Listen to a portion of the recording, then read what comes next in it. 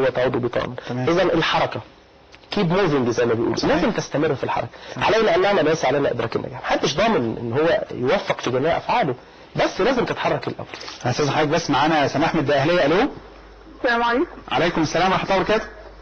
لو سمحت ممكن اتكلم مع استاذ حسام؟ طبعا يا فندم اتفضلي. انا بخير استاذ حسام جدا بصراحه، انا بيعجبني فيه اسلوبه في الكلام وطريقته في التعبير، سواء في كتاباته في الدستور او في دستور تاني. تمام. طيب عايزين نعرف راي حضرتك في موضوع حلقتنا. بصراحه الموضوع كويس جدا، لان كان الواحد برضه مهما كان بيبقى ساعات له سبب او له ايد في ان هو بيجيب اكتئاب لنفسه، يعني هو اللي بيدخل نفسه حاله باكتئاب. تفتكر احنا جزء من المشكله يا استاذ سماح؟ احنا بنسبب لنفسنا احيانا احباط؟ ايوه.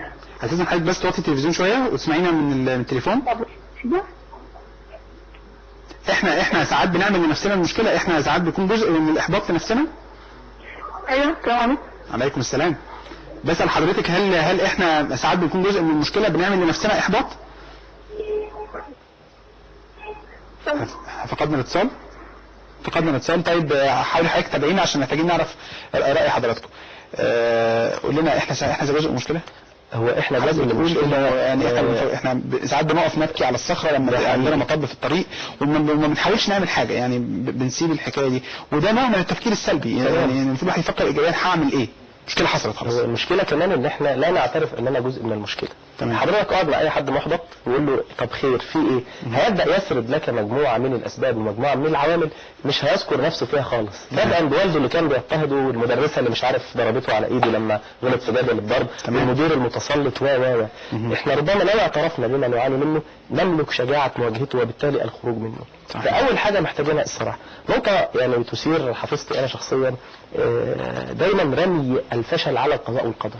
تمام. تفشل في تحقيق شيء يقول لك يا عم ربنا عاوز كده، هتتدخل في ربنا، هتتدخل في حكم ربنا. صحيح. دي مشكله خطيره جدا اللي هي كان الفلاسفه بيتكلموا عنها زمان، حته الجبر والاختيار. هل انت مجبر ان انت تشرب خمره؟ هل انت مجبر ان انت تسير في الطريق الخطأ وتسرق انت مجبر على ده؟ طبعا لا. الله ازاي يا عم؟ هو ربنا طلع تعمل حاجه ضد ربنا مش عاوزها؟ اقول لك لا، انت هنا بتخلط.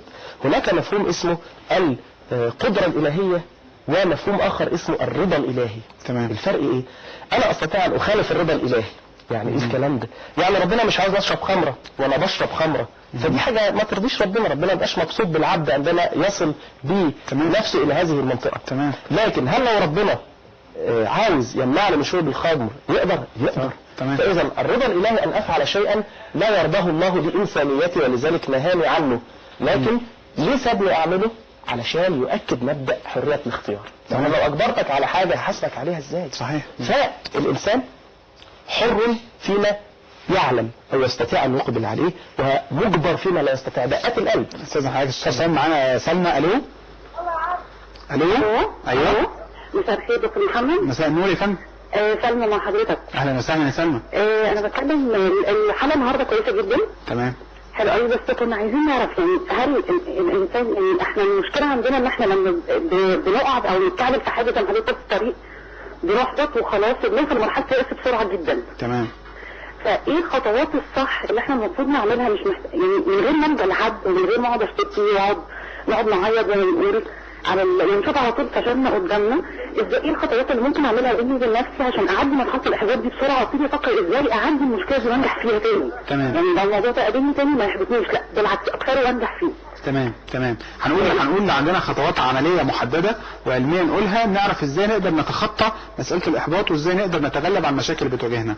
بشكر حضرتك يا سلمى، شكرا جزيلا. قول لنا رايك. سؤال في الصميم. قول لنا ايه؟ احنا طبعا في عقبات وفي مشاكل ومفيش حل، خلاص عرفنا، لكن نعمل ايه طيب؟ نعيد النظر الى الامر من وجهه نظر ايجابيه. يعني من الحكايات الغريبه اللي بتروى عن اديسون العالم العظيم اللي له اكثر من 2000 اختراع، ان هو يقال انه قبل ان يتوصل الى اختراع المصباح الكهربي فشل بلغه الناس العاديين 999 مره. تمام. وصل الى الطريقه الصحيحه في المره رقم 1000. تمام. فلما الصحفيين بيسالوه يعني انت ايه ده؟ ايه العزم ده؟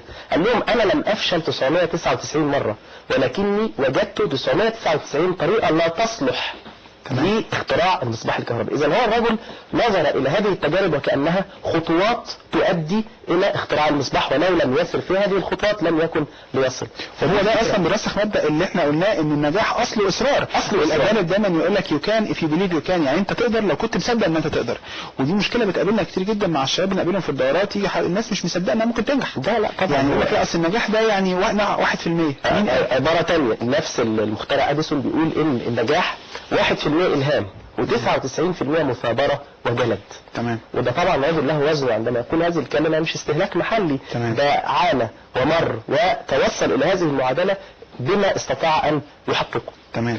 في برضه حاجة جميلة جدا بتروى عن أديسون، أنا مهتم بيه بصفة شخصية مع إنه مش قريبي، إن هو سنة 1914 كان عنده 67 سنة. حدث إن حصل حريق نتيجة أحد الاختراعات الجميلة بتاعته، المعمل ولع. الخسارة قدرت ايامها ب$2 مليون. طبعا ده رقم فلكي. زمان دلوقتي 2 مليون دولار ما يجيبوش طن جبنه لانشون جبنه رومي، بس زمان كان مبلغ وقدره. طبعا الواحد مننا لو فقد 200 جنيه من جيبه ممكن يحبط ويروح في داهيه. هذا الرجل في وسط الحريق نادى ابنه تشارلز، قال له تعالى اتفرج، ده مشهد مش هتشوفه تاني، ده مشهد عظيم. ويعني ظل مفتونا بمشهد النار. تمام. تاني يوم قال لابنه اجمل ما في النيران انها تمسح اخطائنا، كده نقدر نبدأ من جديد. تمام. واحد يقول ده كانت لوسة والراجل لم يتحمل الخسارة، لا بعد 3 أسابيع بالظبط استطاع تسليم أول فونوغراف، وده الجد الأكبر للسي دي اللي احنا بنشغل عليه الاسطوانة. تمام. فهي دي الفكرة، كيف تعيد النظر إلى ما ظننته إحباطا، أو كيف تعيد النظر إلى النصف الممتلئ من الكوباية زي ما بنقول. تمام. وكمان في نقطة تانية احنا بنقولها وبنحاول ندرب الناس عليها في علوم التنمية البشرية والتنمية الإنسانية، فكرة انه خلي الماضي في الماضي، خلي الماضي في ظهرك. احيانا كتيرة جدا احنا نتكلم عن المستقبل انه جزء، انه هو نتيجة للحاضر. المشكلة انه مش بس المستقبل نتيجة للي احنا بنعمله دلوقتي، احيانا بيكون الحاضر بتاعنا نتيجة للمستقبل، انه انا شاغل بالي بالمستقبل جدا. ودي حصلت مرة، يعني لسه كنت قاعد مع متدربة كانت معايا في دورة